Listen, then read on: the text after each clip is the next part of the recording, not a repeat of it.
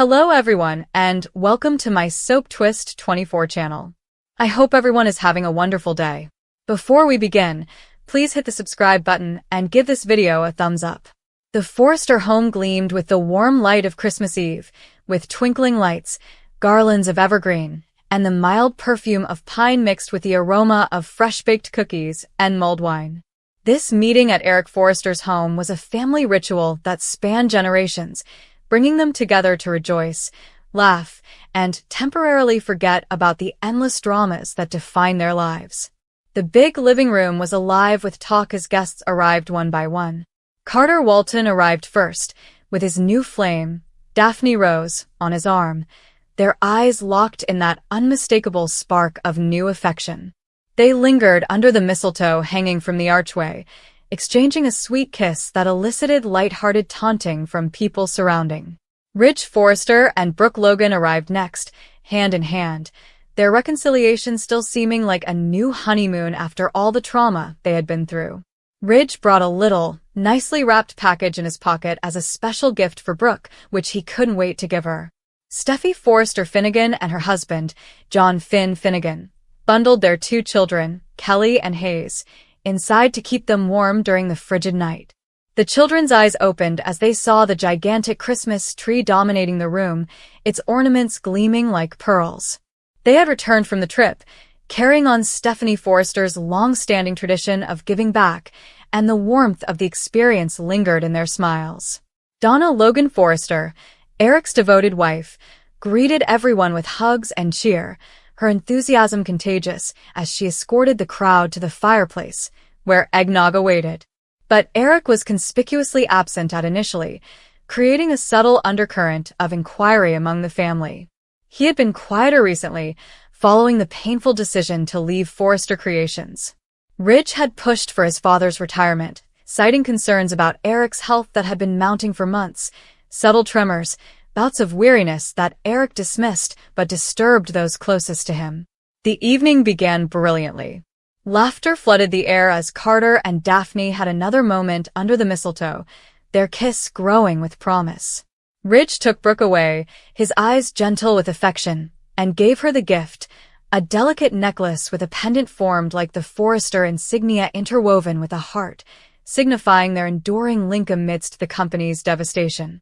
Brooke's eyes misted as she wrapped it around her neck, drawing Ridge into a passionate hug that reminded everyone why they were the fashion world's forever pair. The kids played games, chasing each other across the room, their giggles booming off the tall ceilings.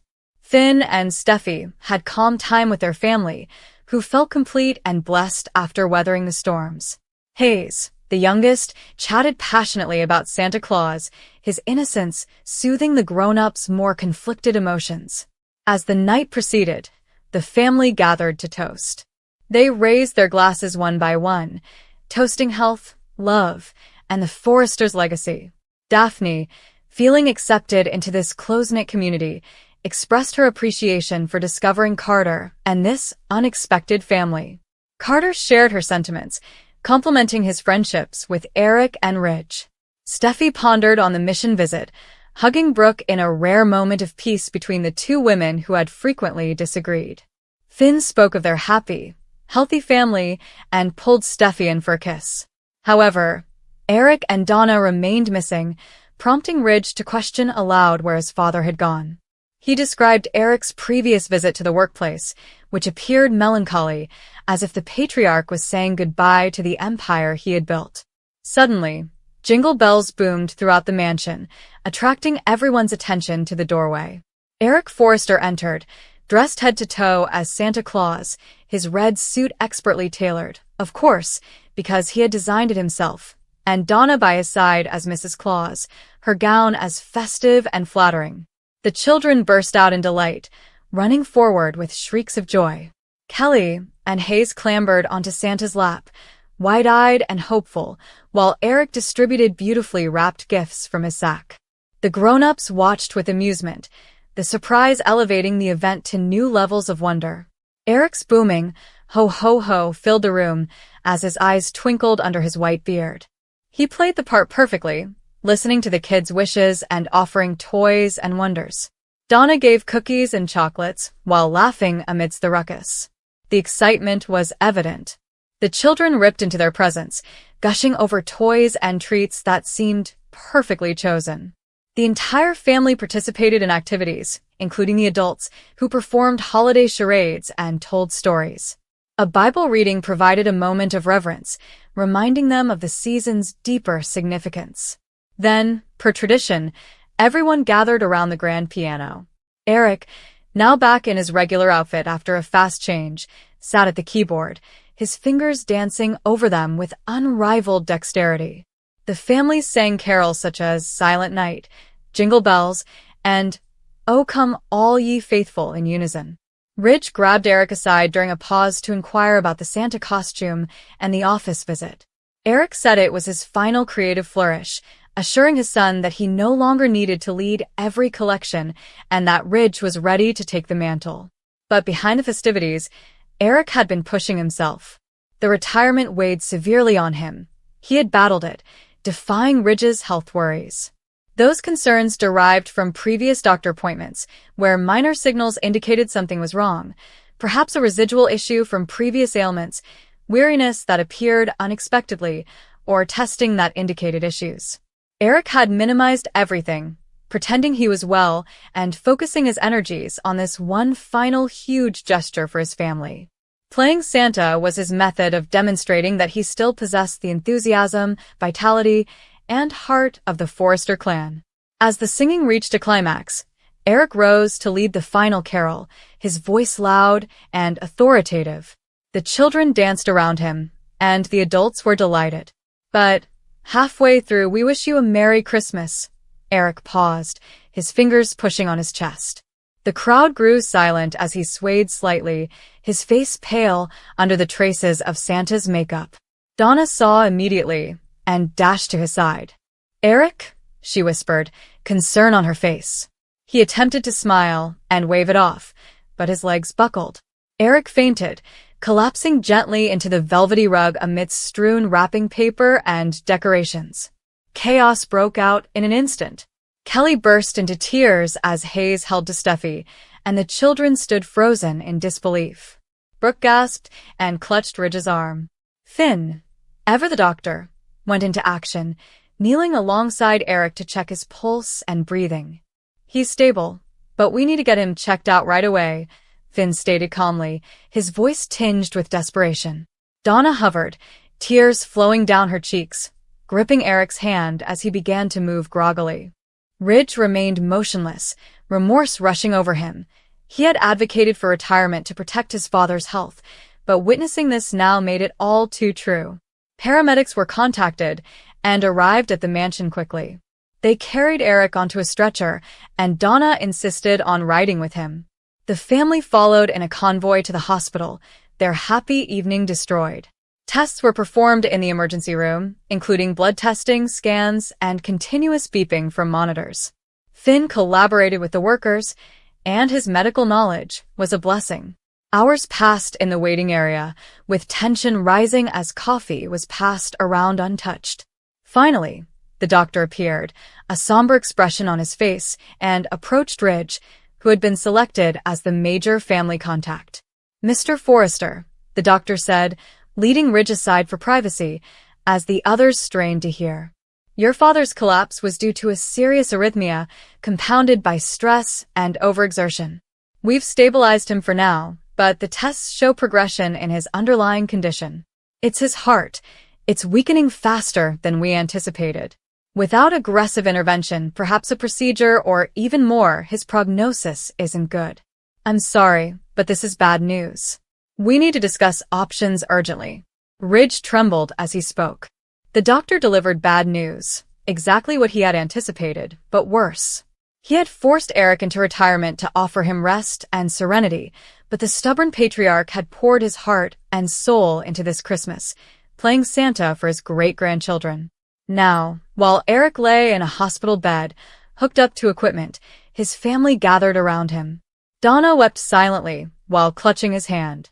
Steffi soothed the children in the hallway. Brooke supported Ridge, who silently hated himself. What was supposed to be a magical night had become one of anxiety, with the shadow of loss lurking over the Forrester heritage.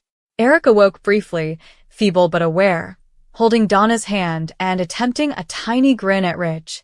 "I just wanted to give them one more Christmas," he said softly.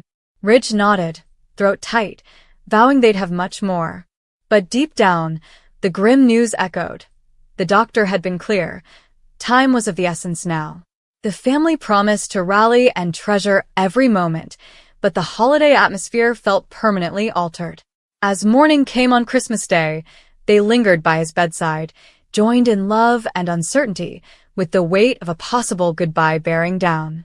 However, in true Forrester form, resilience emerged. Second opinions, experimental treatments, and unflinching support were discussed for hours. Eric, despite his infirmity, made a joke about creating hospital robes next. Laughter blended with tears, and optimism flickered in the midst of terror. Ridge pondered on their fights, regretting the pressure for retirement, and vowed to fight beside his father. Brooks scheduled shifts so that someone was always present. Finn consulted colleagues to ensure the finest possible care. Steffi guarded the children while softly explaining the concept of strength. Days passed in a haze, Eric healing slightly with medication and rest, but the doctor's comments lingered. Bad news, a foreshadowing of what could happen if not addressed. The family grew closer, and old rivalries faded. Carter and Daphne paid a visit, spreading cheer. Even distant relatives checked in. Christmas presents were opened late at the hospital, and the children's excitement served as a reminder of why Eric had pushed so hard. Ridge sat with Eric during the peaceful moments, the father and son fully reconciled. "You were right to worry," Eric conceded. "But I wasn't ready to stop living." Ridge promised modifications at Forrester, possibly a consultant position, to keep Eric active without burden. Future plans are being developed, but they must be balanced with reality. As Eric recovered sufficiently to return home, the mansion greeted him with cautious excitement. There will be no large celebrations, only private meetings. The feint from portraying Santa became a watershed moment, bringing a reckoning with mortality, but also reigniting family relationships. Ridge got the dreadful news that day, but it sparked action, appointments with doctors, lifestyle changes, and a shared commitment to extend Eric's life. Months later, the Christmas Eve feint was viewed as a blessing in disguise. It prevented denial, prompted care, and gave Eric extra years to design selectively while mentoring from afar. The doctor's dreadful news did not signal the end. Rather, it redefined priorities. Love triumphed, as it frequently did in their world of glamour and misery. Eric remained the family's heart, and his Santa surprise became legendary, a story shared with laughs and tears at every subsequent holiday. The Forrester legacy persevered, strengthened by the scare, and laced together with threads of forgiveness and loyalty. And so life in Los Angeles continued, with styles changing and relationships flowering and dying, but the core remained, a powerful and flawed family that held on through every storm. Eric's health struggles became part of the tapestry, a reminder to enjoy the moment, to play Santa not just for children, but for the child within everyone. Ridge carried the weight of the doctor's comments, allowing him to lead with greater compassion. The feint remained in their memories, not as tragedy, but as a jolt that kept them all from sorrow. Eric had always enjoyed Christmas, but this year, the season felt heavier than ever.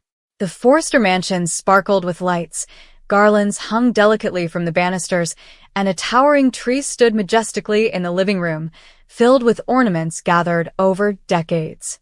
Each one told a tale, a remembrance of a time when life was easier. Eric insisted on playing Santa Claus during the family gathering, shrugging off any suggestions that he relax. He desired normalcy, tradition, and joy, particularly now. Eric strolled across the room with a pleasant smile, wearing the traditional red suit and meticulously adjusting his white beard, greeting everyone with cheer. The children's laughing filled the house, and for a brief time, it seemed like nothing could go wrong.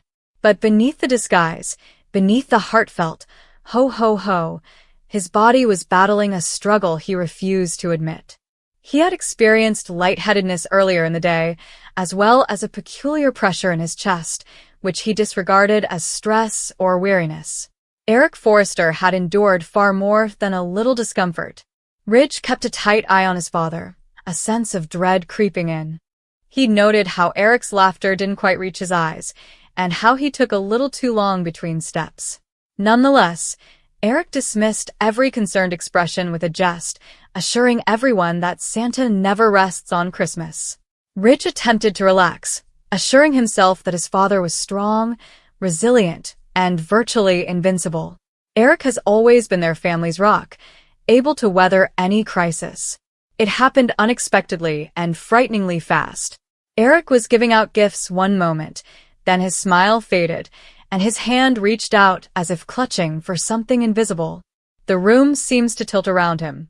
Before anyone could respond, he fell to the floor, his crimson suit crumpling beneath him. The laughing vanished abruptly, replaced by gasps and cries. Ridge was at his side in an instant, panic washing over him like a tidal wave. He screamed out to his father, his voice cracking as he attempted to awaken him. Others hurried forward, but Ridge scarcely noticed them. All he could see was Eric lying there, pale beneath the phony beard, and terrifyingly still. Someone called for an ambulance. Someone else escorted the children out of the room. Time seemed to stretch and twist, and each second felt impossibly long. The clean brightness of the hospital's emergency room stood in stark contrast to the warmth of the Forrester house. Ridge paced the waiting area, his fists tight, his mind racing over every potential scenario. Memories flooded him, his father instructing him about fashion, life, and what it meant to be a Forrester. Eric has always been larger than life. The thought of losing him seemed unfathomable, awful. Doctors and nurses moved with accustomed urgency, their emotions remaining neutral. Ridge examined their features for signs of reassurance, but found none. Ridge braced himself as the doctor approached, his heart thumping so loudly that he could barely hear. The news was grim. Ridge was shaken to his core by the seriousness of the situation, which was neither disastrous nor final. The doctor stated that Eric's fainting was a warning sign, a symptom of a serious underlying disease that could not be disregarded. Stress, overexertion, and age had all played a role. Eric would require rigorous testing, treatment, and, above all, rest. The word rest rang in Ridge's thoughts like a cruel joke. His father never knew how to slow down. Ridge nodded numbly as the doctor spoke, absorbing the facts but feeling completely impotent. He thanked the doctor, though his words seemed empty, and watched him walk away. Ridge stood alone for a time, the weight of responsibility on his shoulders. He understood what this meant, not only for Eric but also for their family, the firm, and everything his father had achieved. When Ridge eventually met Eric, he was conscious but feeble, with tired yet attentive eyes. He attempted a joke about destroying Christmas and Santa taking a break, but Ridge didn't laugh. He sat next to his father, grasping his hand, scared to let go. Seeing Eric in this state, vulnerable and diminished, was more frightening than any diagnosis. As word spread across the family, emotions ran high. Some were upset that Eric had not taken better care of himself. Others were overwhelmed with remorse, wondering if they should have pressed harder, and insisted he visit a doctor sooner. Under the stress, old tensions returned, but behind it all was a common fear of not being able to escape. Ridge struggled with his emotions more than he cared to acknowledge. He was accustomed to being the leader, the one with solutions. When he realized his father was dying, he felt like a forlorn child all over again. The thought that Eric would not always be there, to counsel, challenge, and support him, left a hollow aching in his chest. Eric, on his part, appeared to realize the significance of what had occurred.